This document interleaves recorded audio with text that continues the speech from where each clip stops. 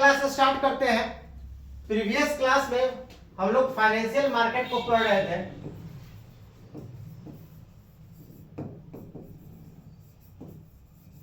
इस क्लास में इसको कंटिन्यू करते हैं। आखिर बैंक के सिलेबस में फाइनेंशियल मार्केट को क्यों ऐड किया गया?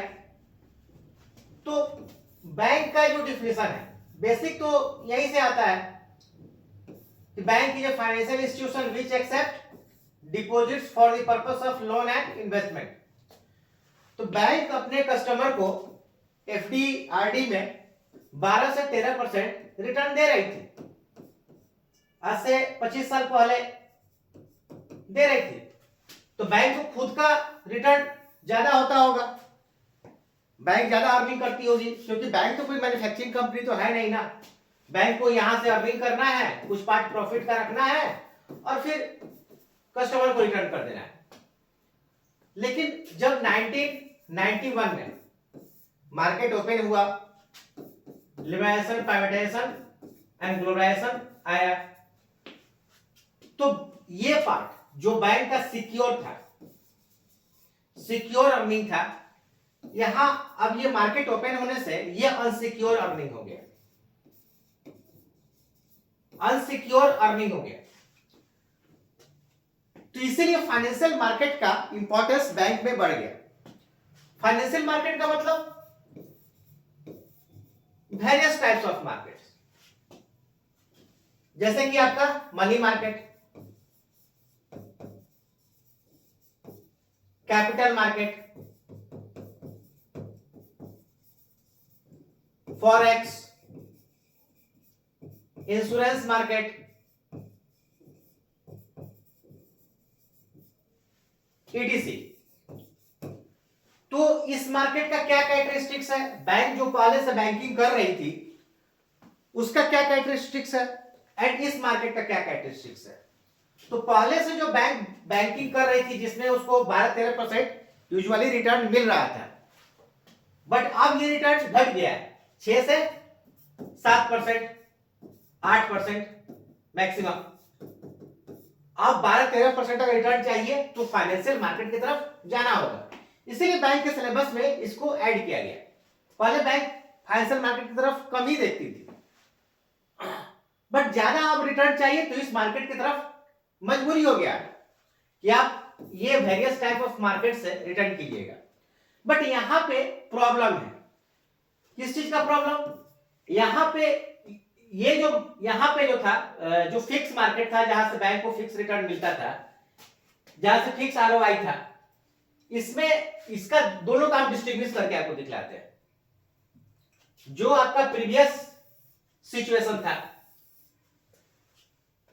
वो सिचुएशन अभी भी है, लेकिन रेट ऑफ इंटरेस्ट कम है। तो इसमें आपका जो फिक्स आरओआई है, फिक्स आरओआई है, इसमें मेनली जो है आपका लिक्विडिटी है। लिक्विडिटी, लिक्विडिटी का मतलब क्या होता है? लिक्विडिटी का मतलब होता है cash in hand, cash in hand. मतलब मेनली जो अब आप फिक्स आरओआई प्रोडक्ट में इन्वेस्टमेंट करते हैं तो लिक्विडिटी के लिए करते हैं, हाई रिटर्न के लिए नहीं करते। अगर आपको हाई रिटर्न चाहिए तो फाइनेंशियल मार्केट की तरफ देखना होगा। जो फिक्स मार्केट है उसका हमने ग्राफ दिखाया था, स्ट्रेट लाइन है, एक्स एक्सिस के पैरेलल है। जो आपका वेरिएबल मार्केट है ये आपका फिक्स मार्केट हुआ, जहां पे लिक्विडिटी है, ठीक है, बट आरओआई क्या है? 6% से 8% तक अप्रॉक्स। ज्यादा का चाहिए तो फाइनेंशियल मार्केट है, यहां पे जो आरओआई है ये आप ग्रेटर देन 10% आप ले सकते हैं। बट यहां पे जो ग्राफ है ये वेरिएबल है, लेकिन इतना तो निश्चित है कि लॉन्ग टर्म में इसमें बेनिफिट ही होता है। तो यहां पे लिक्विडिटी है और यहां पे क्या है? आपको रिस्क है। ऐसा नहीं कि इधर लिक्विडिटी नहीं है, इधर भी लिक्विडिटी है, लेकिन अगर अभी कम पे आपका पैसा का रिटर्न है, यहां पे रिटर्न है जिसको हम लोग बाद में समझेंगे। तो यहां पे अगर आप पैसा निकाल लेते हैं तो मे भी आपको लॉस में पैसा निकालना पड़े। तो कुछ समय के लिए अगर आप पैसा को रखते हैं तो लिक्विडिटी तो लो हुआ ना। अब यहां पर एफडी में है, यहां पे तो पैसा जमा करके तब निकाल लीजिए। अब ज्यादा से ज्यादा क्या होगा, बैंक आपका थोड़ा सा रेट ऑफ इंटरेस्ट ले लेगी।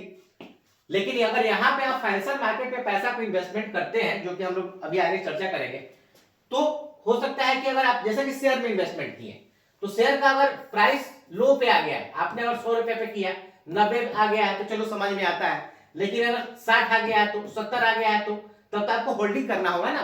तो फिर देखना होगा कब वो आगे जा रहा है, तो लिक्विडिटी थोड़ा सा कम हुआ ना।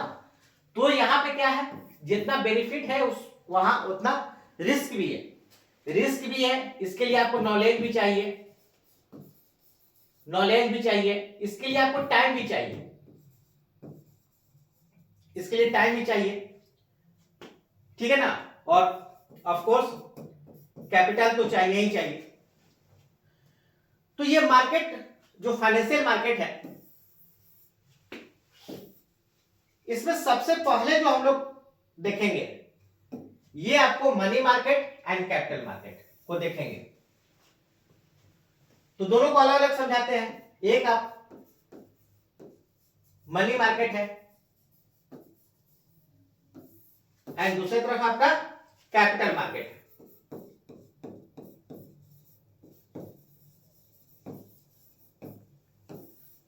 मनी मार्केट में जब आप इन्वेस्टमेंट करते हैं तो कम समय के लिए करते हैं, शॉर्ट टर्म के लिए करते हैं। बेसिकली मनी मार्केट को हम लोग लिक्विड मार्केट के भी नाम से जानते हैं, लिक्विड मार्केट के नाम से जानते हैं। मतलब इसमें जो पैसा आप इन्वेस्टमेंट करते हैं तो शॉर्ट टर्म के लिए करते हैं और जल्दी से पैसा आपको मिल जाता है। इसके जो फाइनेंशियल इंस्ट्रूमेंट है, सबसे पहले इसका रेगुलेटर कौन है, रेगुलेटर, इसका रेगुलेटर आरबीआई है। लेकिन कंप्लीट रेगुलेटर आरबीआई नहीं है, अभी बतलाते हैं। इसके जो फाइनेंशियल इंस्ट्रूमेंट है ये तो आपको call, notice and term money है, call, notice and term money है। इसके बाद से आपका ट्रेजरी बिल, ट्रेजरी बिल है, सीडी है, सर्टिफिकेट ऑफ डिपॉजिट है जो बैंक इशू करती है शॉर्ट टर्म के लिए, कमर्शियल पेपर है, सीपी है, साथ में जो आरबीआई शॉर्ट टर्म के लिए बैंकों को लोन देती है, repo rate, repo rate and triple R, reverse repo rate, ये इसी का इंस्ट्रूमेंट है। और साथ में जो मनी मार्केट म्यूचुअल फंड है, मनी मार्केट म्यूचुअल फंड, तो ये सारे इसके फाइनेंशियल इंस्ट्रूमेंट है। अब यहां पे ध्यान दीजिए कि इसमें जो ट्रेजरी बिल है इसका रेगुलेटर कौन होगा, तो government of India. Government of India को आप पैसा देते हैं, ठीक है ना। इसमें जो मनी मार्केट म्यूचुअल फंड है इसका रेगुलेटर कौन है, तो इसका रेगुलेटर ऑफ कोर्स सेबी है। तो इसलिए मैं बता रहा था कि मनी मार्केट का रेगुलेटर आरबीआई तो है बट कंप्लीट रेगुलेटर नहीं है, लेकिन एग्जाम में आ जाएगा तो आप आरबीआई ही करेंगे, समझ में आया ना। ओवरऑल मनी मार्केट को आरबीआई ही देखती है। डिटेल में मनी मार्केट हम नेक्स्ट क्लास में बताएंगे। अब जो कैपिटल मार्केट है इसका रेगुलेटर कौन है, तो इसका रेगुलेटर आपका सेबी है, securities and exchange board of India. इसका रेगुलेटर आपका सेबी है।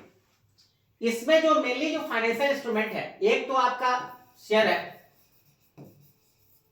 एक शेयर है, बॉन्ड है, डिवेंचर है,